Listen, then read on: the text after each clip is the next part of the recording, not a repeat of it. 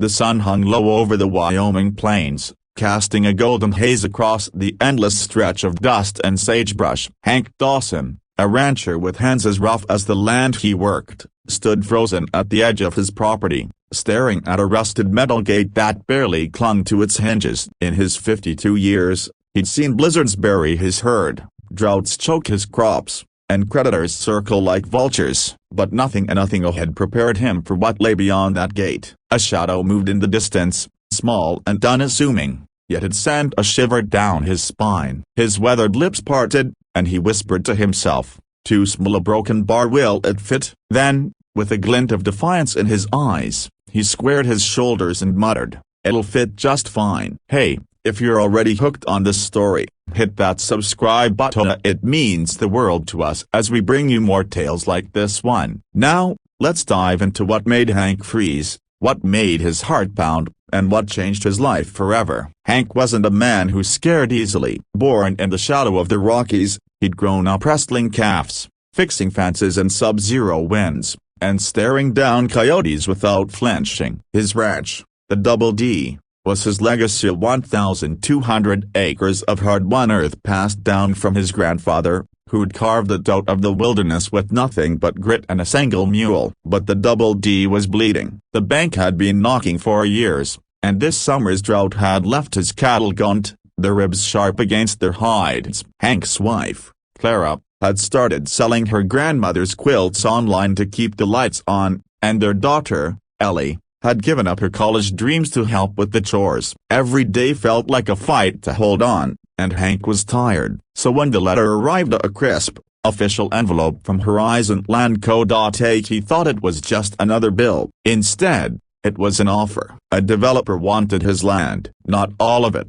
just a 50-acre strip along the northern boundary, where the creek ran clean and the soil was rich. They wanted to build a resort, a glittering oasis for city folk who'd pay to play cowboy for a weekend. The offer was $2 million, enough to save the ranch, pay off the debts, and give Ellie a shot at the life she deserved. But there was a catch. The only access to that strip was through a narrow, rocky pass barely wide enough for a horse. The developer's equipment, massive bulldozers, cranes, and trucks couldn't fit. Too small, the surveyor had said, shaking his head. No way we're getting through there. Hank had stared at the pass, his mind racing. If he could make it work, he could save everything. But if he failed, the deal would collapse, and the bank would take it all. Hank's first instinct was to fight. He always did. He'd spent his life bending the land to his will, digging wells, mending fences, taming wild horses. This pass was just another challenge. He called his oldest friend, Tommy Ruiz, a retired engineer who'd once built bridges for the Army Corps. Tommy arrived at dawn, his pickup kicking up dust as he rolled onto the Double D. He walked the pass with Hank, measuring the jagged walls of rock that loomed on either side. "It's tight, Hank," Tommy said, scratching his graying beard. 8 feet wide at the narrowest point. Their smallest rig needs 10. You'd have to blast the rock or widen it by hand. Either way, it's gonna cost you a time, money, or both. Hank's jaw tightened. Blasting meant permits, delays, and cash he didn't have. Widening it by hand meant weeks of back-breaking work, maybe months. The developer's deadline was 30 days. 30 days to make the impossible possible. Clara found him that night, sitting on a porch with a whiskey in hand, staring at the stars. "You're not giving up, are you?" she asked, her voice soft but firm. Hank shook his head. "I ain't letting this place go, Clara." "Not without a fight." She squeezed his hand, her eyes reflecting the moonlight. "Then fight, Hank. But don't fight alone." The next morning, Hank rallied everyone he could trust. Tommy brought his tools and his know-how. Ellie, barely 19 but tougher than most men Hank knew, insisted on helping. Even Old Man Jenkins, the neighboring rancher who'd been feuding with Hank over water rights for a decade, showed up with a sledgehammer and a grunt. "Don't think this makes us friends," Jenkins muttered, but Hank saw the flicker of respect in his eyes. They started at sunrise, attacking the pass with picks, shovels, and sheer will. The rock was stubborn, layered with centuries of granite that fought back with every swing. Dust coated their lungs, and the sun baked their skin. By day 3, they'd widened the pass by half a foot. It wasn't enough. Hank's hands blistered, His back screamed, and doubt crept in like a thief. What if the surveyor was right? What if it was too small? That night, Ellie found him sitting by the pass, staring at the progress that felt like nothing. "Dad," she said, sitting beside him, "you always told me a Dawson doesn't quit. So why are you looking like you already have?" Hank chuckled, but it was hollow. "This ain't just about grit, Ellie. It's math. We're running out of time." She looked at the pass, then back at him. "Then we get smarter, not stronger." Ellie's words lit a fire. The next day, Hank and Tommy scoured the internet for solutions. They found a forum post about microblasting a small, controlled explosions that could chip away rock without the red tape of full-scale dynamite. It was risky, expensive, and borderline legal, but it was a chance. Tommy knew a guy, a former demolitions expert named Carl who'd worked oil fields in Texas. Carl was a wild card, with a laugh like gravel and a missing pinky from a job gone wrong. He arrived with a duffel bag of low-grade explosives and a grin.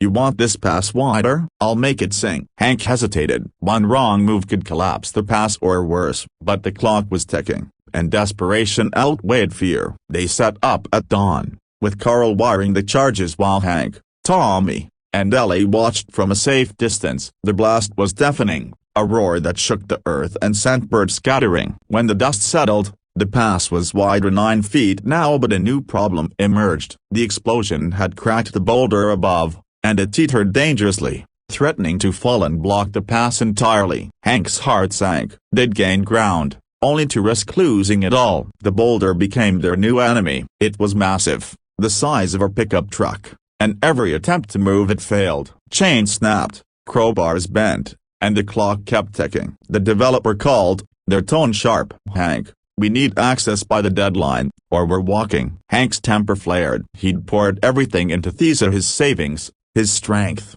his hope. He wasn't about to let a rock stop him, but the boulder wasn't the only threat. Word of the deal had spread, and not everyone was happy. The Double D was a fixture in the community, a symbol of the old way of life. A resort meant outsiders, traffic, and change. At the town hall, voices rose against Hank. "You're selling out," shouted Maggie Tate, who ran the local diner. "This ain't just your land, it's our history." Hank stood at the podium, his face burning. "I'm trying to save my family," he said, his voice low but steady. "You think I want this? You think I'd let go of my granddaddy's land if I had a choice?" The room went quiet, but the resentment lingered. That night, someone slashed the tires on Hank's truck. A message was scrawled in the dust on the windshield: "Traitor." Hank didn't sleep. The boulder, the deadline, the town's anger, it was all closing in. Clara saw the strain in his eyes and pulled him close. "You're not a traitor,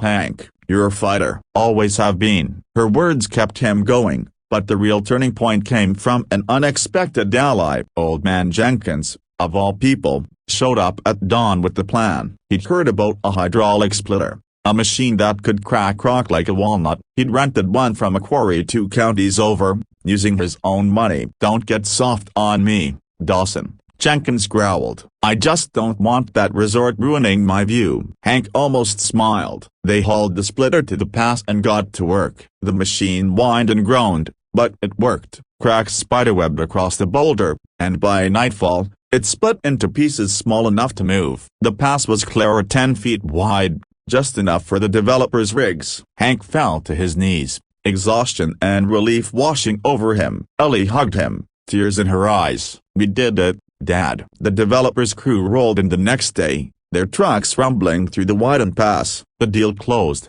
and the $2 million hit Hank's account. The bank backed off, Clara stopped selling quilts, and Ellie enrolled in community college, her eyes bright with dreams again. But the victory was bittersweet. The town still whispered, and Hank felt the weight of their judgment. He'd saved his family, but at what cost? One evening, as the resort's foundation was laid, Maggie Tate showed up at the Double D. She held out a pie, her face softer than before. "I was wrong, Hank," she said. "You did what you had to. We're proud of you." Hank took the pie, his throat tight. For the first time in months, he felt like he could breathe. The Double D stood strong, its fences mended, its cattle fattening on new feed. The resort rose in the distance, a strange new neighbor, but Hank's land was still his. He'd faced the impossible year past too small, A boulder too big, a town too angry, and he'd won. Not by strength alone, but by the people who stood with him: Clara's faith,